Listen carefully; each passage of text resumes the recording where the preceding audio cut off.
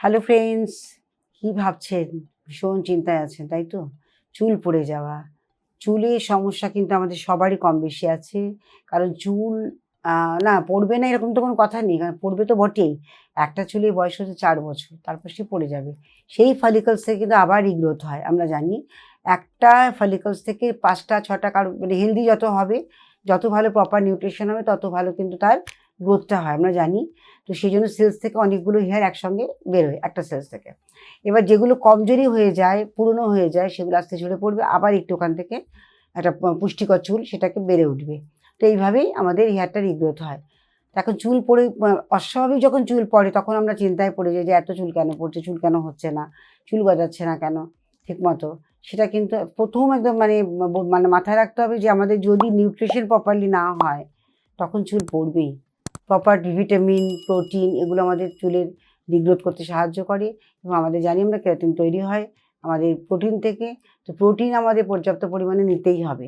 এবার যার যেরকম লাইফস্টাইল বা একটা এজে গিয়ে পড়লে ঠিক আছে চলো, কিন্তু লাইফস্টাইল অনুযায়ী যদি একটু মেনটেন করা হয় খাওয়া দাওয়াটা, তাহলে অটোমেটিক্যালি আমাদের কিন্তু চুলটা অনেকদিন স্টে করে।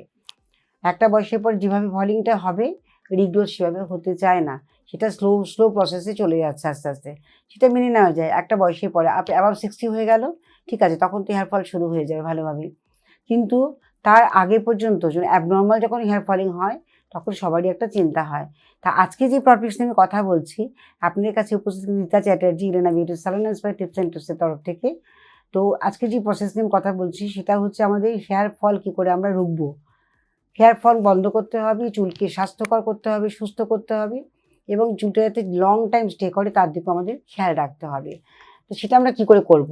প্রথমত হচ্ছে চুলকে অন্তত সপ্তাহে 2 দিন করে, যারা খুব বাইরে বেরোচ্ছেন তারা 3 দিনও শ্যাম্পু করতে পারেন।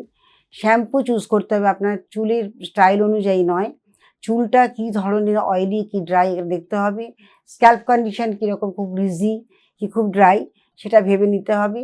সেইভাবে আপনাকে ফর ড্রাই স্কিন শ্যাম্পু বা ফর অয়েলি স্কিনের শ্যাম্পু অয়েলি হেয়ারের শ্যাম্পু সেটা বুঝে আপনাকে চুজ করতে হবে।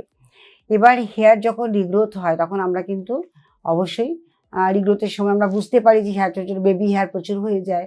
কিন্তু সেই হেয়ারটা যখন স্টে করে না, কিছুটা হওয়ার পরে পড়ে যায়, তখন আমরা কিন্তু বুঝতে পারি যে আমাদের অপুষ্টিজনিত কারণে আমাদের হেয়ার ফলিং হচ্ছে।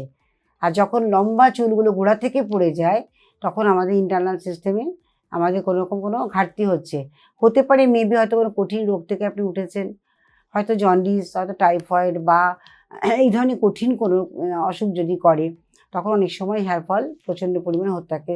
স্পক্স এই ধরনের যদি হয় বা মেডিসিনস খুব মানে অ্যান্টিবায়োটিক বা মেডিসিনস এত বেশি নিতে হয় কোনো কারণবশত অসুস্থতার কারণে, তখন চুল প্রচণ্ড পরিমাণে পড়ে বা আফটার ডেলিভারি হওয়ার পরে প্রচণ্ড ফলিং হয়। তাই কিছু কিছু কারণ আছে, সেগুলোকে আমাদের অবজার্ভ করতে হবে যে কোন কোন কারণে কখন কখন কোন পিরিয়ডে আমাদের চুলগুলো বেশি পড়ছে। এই চুল পড়াটাকে রোধ করার জন্য আমাদের সেগুলোকে ফলো আপ করতে হবে এবং নিয়মিত নিউট্রিশন ঠিকমতো নিতে হবে, খাওয়া দাওয়া প্রপারলি খেতে হবে, ঘুম ঠিকমতো ঘুমোতে হবে। সপ্তাহে 3 দিন যারা রেগুলার বেরোচ্ছেন তারা রেগুলার বেসিসে শ্যাম্পু করলেও কোনো ক্ষতি নেই। চুলের গোড়া পরিষ্কার রাখতে হবে। প্রচুর পলিউশন, প্রচুর কার্বন আমরা নিচ্ছি। এই পলিউশন থেকে বাঁচতে গেলে বা বাঁচাতে গেলে আমাদের হেয়ারকে রেগুলার বেসিসে শ্যাম্পু করলেও কোনো প্রবলেম হয় না। তো এই শ্যাম্পুর করাটা অনেকেই ভয় পেয়ে যায়, বা রেগুলার করবো, অনেক চুল পড়ছে আমি তো করবো না। এটা একেবারেই ভুল।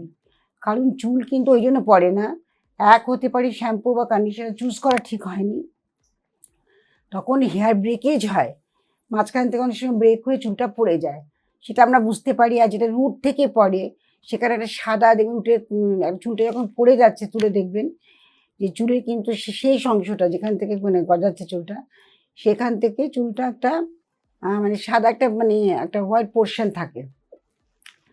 সেটা আমাদের কোনো কমজোরি হওয়ার জন্য বা হরমোনাল ইমব্যালেন্সের জন্য অনেক সময় হেয়ার ফল হতে থাকে।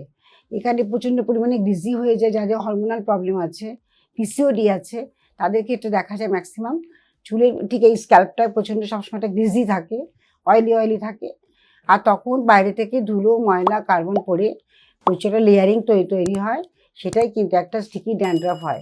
আর এই ড্যান্ড্রাফ যত বেশি পরিমাণে আমরা স্টে করাবো তত বেশি আমাদের হেয়ার ফল হবে। তো সেখানে আমাদের কি করতে হবে, নিয়মিত আমাদের শ্যাম্পু করতে হবে, স্ক্যাল্পকে পরিষ্কার রাখতে হবে। স্ক্যাল্প যত হেলদি হবে, যত পরিষ্কার থাকবে, তত আমাদের হেয়ার রিগ্রোথ একদম খুব সুন্দরভাবে হতে পারবে এবং চুল অনেকদিন স্টে করবে।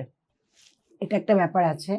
আর দ্বিতীয় কথা হচ্ছে, আমি বলছি একটা প্যাক বলে দিই যেটা আপনাদের হেয়ার রিগ্রোথ করতে সাহায্য করবে। সেটা কি করবেন, রাত্রিবেলা শোয়ার আগে রোজমেরি অয়েল, আর প্যাকটার কথা আমি বলছি, একটা রোজমেরি অয়েল আছে। রোজমেরি অয়েলটা আমাদের হেয়ার রিগ্রোথ করতে সাহায্য করে এবং চুলের যে কোনো সমস্যা, যে কোনো ধরনের, যেমন এই ড্যান্ড্রাফ, বিশেষ করে শীতকাল আসছে মানে হচ্ছে আমাদের ড্যান্ড্রাফের একটা উপদ্রব বেড়ে যাবে।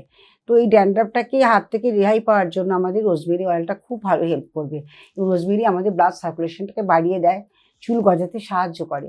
সেখানে আপনারা কিন্তু যে কোনো অয়েলের সঙ্গে হোক বা জলের সঙ্গে হোক, প্লেন কাচের বোলের মধ্যে জল নেবেন, সেখানে হয়তো 4 চামচ, যদি 4 চামচে জল নিচ্ছেন, তার মধ্যে আপনারা 2 ড্রপের মতো রোজমেরি অয়েল, এসেনশিয়াল অয়েল ভালো দোকান থেকে কিনে নেবেন, কিনে ওটা দিয়ে স্ক্যাল্পে একটু হালকা করে লাগিয়ে নেবেন। দেখবেন আপনাদের খুব তাড়াতাড়ি এই চুলের এই ড্যান্ড্রাফটাকেও কিওর হয়ে যাবে এবং হেয়ার রিগ্রোথ দেখতে পাবেন। ঠিক আছে? এটা হেয়ার রিগ্রোথটা কি দুদিনে দেখা যাবে? তা দেখা যাবে না, হয়তো 60 ডেজ ওয়েট করতে হবে, কিন্তু তারপরে দেখবেন আপনার হেয়ার রিগ্রোথ হচ্ছে। তো এটা কিন্তু খুব ভালো অয়েল, যেটা আপনারা বেসের সঙ্গেও লাগাতে পারেন।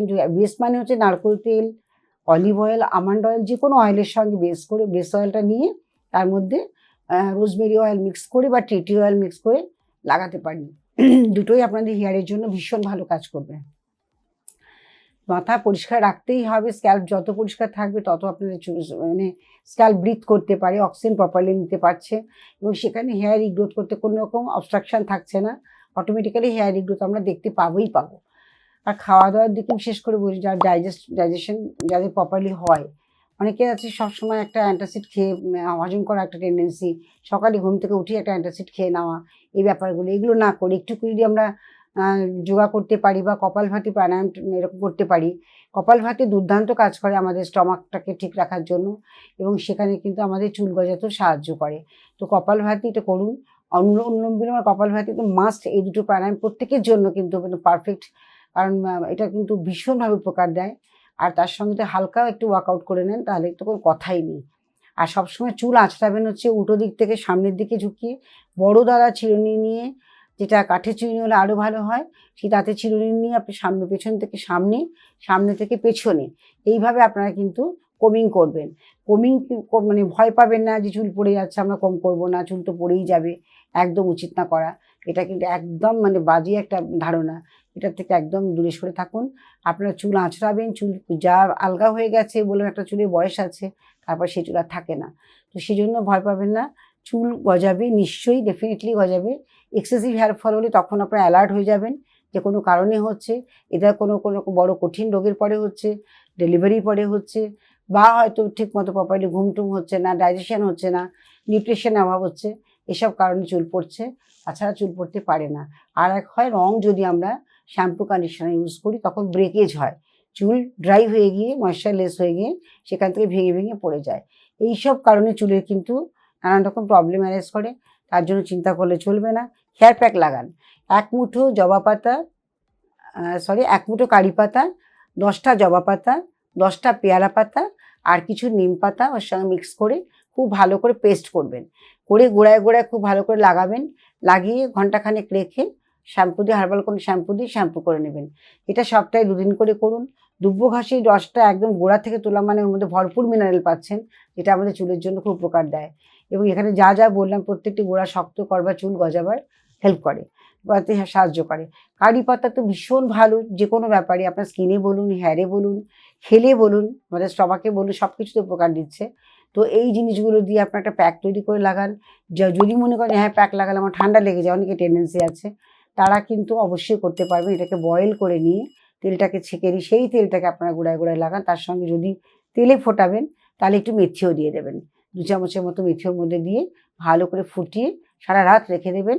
তারপরে একটু ভালো করে চটকে ছেঁকে নিয়ে সেই তেলটা যখনই শ্যাম্পু করবেন ঘন্টা 2 আগে ভালো করে লাগিয়ে শ্যাম্পু করুন। এটা কন্টিনিউ করুন, আপনার যদি চুলে ড্যান্ড্রাফ থাকে সেটাও চলে যাবে, চুল ডেফিনেটলি গজাবে। তবে আদার্স যেগুলো বললাম সেগুলো একটুখানি মেনটেন করতে হবেই হবে, নাহলে চুল কী করে হবে, তাই না? তো চুল গজাতে সাহায্য করবে, চুল ঘন হওয়া, চুল মানে রাতারাতি গজাবার জন্য এই প্যাকটি কিন্তু একদম মানে মিরাকেল কাজ করে, যেটা আপনাদের বললাম, এটা অবশ্যই লাগাবেন। Thank you so much. আমার মনে হচ্ছে ভালো লেগেছে ভিডিওটি, কারণ হেয়ারের সমস্যা সবার, আর হেয়ার না থাকা মানে হচ্ছে সৌন্দর্যের প্রায় 80% আমাদের কিন্তু হারিয়ে যায়। সেই জন্য চুলটাকে আমাদের একটা সৌন্দর্যের একটা মানে 100% থেকে 80% একটা সৌন্দর্যের একটা পার্ট মনে করে আমাদের যত্ন করতে হবে। আশা করি সকলে ভালো লাগবে, কারণ ভিডিওটি এমনই একটি ভিডিও, বিশেষ বিশেষ ভিডিও, ছেলে মেয়ে সকলের জন্যই বলছি। চুলকে ভালো রাখতে গেলে এগুলো একটু মেনটেন করতে হবে। Thank you so much. আর সাবস্ক্রাইব করুন, আর যতটা পারবেন শেয়ার করবেন। ভালো থাকবেন, সুস্থ থাকবেন।